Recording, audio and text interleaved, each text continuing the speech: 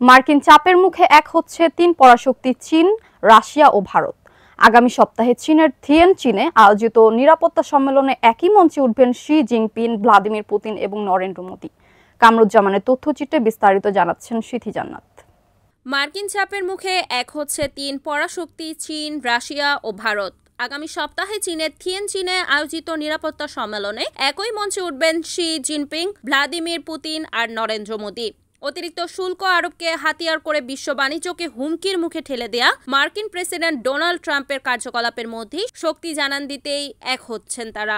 আগামী ৩১ আগস্ট থেকে ১ সেপ্টেম্বর চীনের উত্তরাঞ্চলীয় বন্দর নগরী থিয়েনচিনে অনুষ্ঠিত হতে যাচ্ছে একটি আঞ্চলিক নিরাপত্তা সম্মেলন। ওই সম্মেলন উপলক্ষে এক মঞ্চে থাকবেন চীনা প্রেসিডেন্ট শি জিনপিং, রাশিয়ার প্রেসিডেন্ট ভ্লাদিমির পুতিন ও ভারতের প্রধানমন্ত্রী নরেন্দ্র মোদি। শুল্ক আরোপ নিয়ে ট্রাম্পের বাড়াবাড়ি কর্মকাণ্ডের মধ্যেই এক মঞ্চে শি, পুতিন ও মোদির এ উপস্থিতি হবে গ্লোবাল সাউথ বা বৈশ্বিক দক্ষিণাঞ্চলীয় দেশগুলোর অর্থনীতি, নিরাপত্তা সহ নানা বিষয়ে শক্তিশালী সংহতির দারুণ দৃষ্টান্ত। এছাড়া এ বৈঠক হবে মার্কিন বিভিন্ন নিষেধাজ্ঞায় জর্জরিত রাশিয়ার জন্য একটি কূটনৈতিক বিজয়। ইউক্রেন যুদ্ধের কারণে পশ্চিমা নেতাদের সঙ্গে দূরত্ব তৈরি হলেও পুতিন এখানে মঞ্চ ভাগ করবেন শি ও মোদির সঙ্গে। পর্যবেক্ষকদের মতে শি মোদির বৈঠক সীমান্ত থেকে সেনা প্রত্যাহার, বাণিজ্যিক ছাড় এবং ভিসা নীতির সহজীকরণের মতো ঘোষণার পথ তৈরি করতে পারে।